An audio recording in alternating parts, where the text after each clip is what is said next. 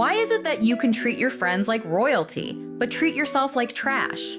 What makes you think you're not worth the same kindness? If someone you cared about was exhausted, overwhelmed, and clearly struggling, you'd tell them to take a break, right? You'd remind them to eat, to sleep, to stop being so hard on themselves. But when it's you run yourself into the ground. You ignore your own needs like they don't even matter.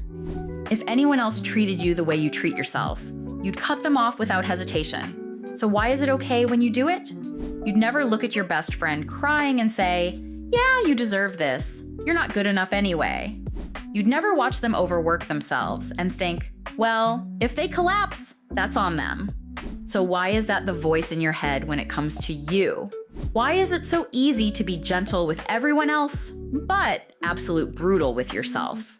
At what point did you decide that you were the exception to kindness? If someone talked to your little sibling or your childhood self the way you talk to yourself, you'd be ready to fight. No hesitation. You'd defend them, tell them they deserve better, tell them they're worthy of love no matter what. So why is it when it's you, the rules change? Why do you hold yourself to a standard of perfection no one else could ever meet? You think being hard on yourself makes you stronger, but all it's done is make you numb. You're not motivating yourself. You're tearing yourself down, piece by piece. Do you think being kind to yourself means slacking off? That if you stop punishing yourself for 5 seconds, you'll suddenly turn into some lazy, entitled mess? Nah, that's not how it works. Science even backs this up. Self-compassion isn't about making excuses, it's about making progress. Psychologist Dr. Kristen Neff, one of the leading researchers on self-compassion, found that people who treat themselves with kindness are more motivated, more productive, and more resilient. In her studies, those who practiced self-compassion were less likely to procrastinate and more likely to bounce back from failure. Another study from UC Berkeley found that students who forgave themselves for past mistakes actually performed better in the future. Meanwhile, self-criticism, it drains your energy, wrecks your confidence, and keeps you stuck in the same cycle. So tell me, what's actually weak? Taking care of yourself or tearing yourself apart and calling it discipline? Let's be completely honest now. How many times have you put yourself last because you didn't want to be selfish? How often do you overextend yourself for others while running on fumes? Burning yourself out for people isn't loyalty, it's self-neglect. And I hate to spit this out to you, that most of the times it doesn't even help them. Studies from the University of Sussex found that chronic self-sacrifice actually reduces your ability to feel empathy over time. Your brain literally shuts down its emotional response when you're too drained. You're out here trying to be there for everyone, but if you're constantly exhausted, all they're getting is a half-functioning, burnt-out version of you. That's not generosity, that's self-destruction, that may even ruin your relationships. If you actually care about the people in your life, take care of yourself first. You can't pour from an empty cup. You keep waiting for someone to tell you it's okay to rest, that you've done enough, that you matter, even when you're not being useful. But if you don't start treating yourself like you matter, that someone may never come. People learn how to treat you by watching how you treat yourself. If you keep acting like your needs aren't important, don't be shocked when others believe it too. Think about it.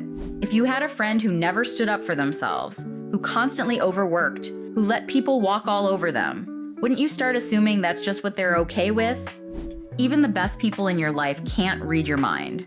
They can't respect boundaries you never set. They can't value someone who keeps proving over and over again that they don't even value themselves. So I'll ask you again, if you don't start treating yourself better, who will? Because think about the last time you messed up. Maybe you missed a deadline, said something awkward, or didn't follow through on a goal. What was the first thing that popped into your head? Was it something cruel? Something you'd never say to anyone else? Now imagine if instead you responded the way you would to a friend. Hey, it's okay, you're human. This doesn't define you. Imagine if, instead of beating yourself down, you gave yourself the same grace you so easily give to others. You know what happens when you do that? You actually develop within. Studies from Stanford show that people who talk to themselves with kindness and encouragement are more likely to bounce back from failure and succeed in the long run. Because when you stop seeing yourself as the enemy, You finally give yourself permission to try. So, let me ask you one more time. If you wouldn't talk to your best friend like that, why the hell are you talking to yourself like that? Because if a stranger treated you the way you treat yourself, would you tolerate it? If they dismissed your feelings, called you useless, or pushed you past your limits, would you just stand there and take it? No. Then why do you let your own mind get away with it? You keep waiting for self-respect to magically appear, but it doesn't work like that. Respect isn't something you just have. It's something you practice. Every time you set a boundary, every time you rest without guilt, every time you remind yourself that you deserve patience and care, you're proving to yourself that you're worth something. And the more you do it, the more you believe it. Because the way you treat yourself isn't just a reflection of how you feel, it's a blueprint for how the world will treat you. If you act like you're not worth much, don't be shocked when people start treating you like you're disposable. But if you carry yourself with the respect you deserve, the world will follow. Now, when did you start treating yourself like some kind of productivity robot? Like your worth is measured by how much you get done, how useful you are to others, how little rest you allow yourself. You are not a machine. You're not built to be on 24/7. You have limits, you have needs, and ignoring them doesn't make you stronger. It makes you miserable. Look around. How many people do you know who are constantly exhausted, constantly running on fumes, constantly feeling like they're never doing enough, and yet they still push through like it's normal, like it's fine? It's not fine. You're not here to just grind, suffer, and repeat until burnout swallows you whole. You deserve to exist outside of how much you produce. So ask yourself this, because I'm tired of asking. When was the last time you did something just because it made you happy? Not because it was productive, not because it benefited someone else, not because it moved you closer to some goal, just because you wanted to.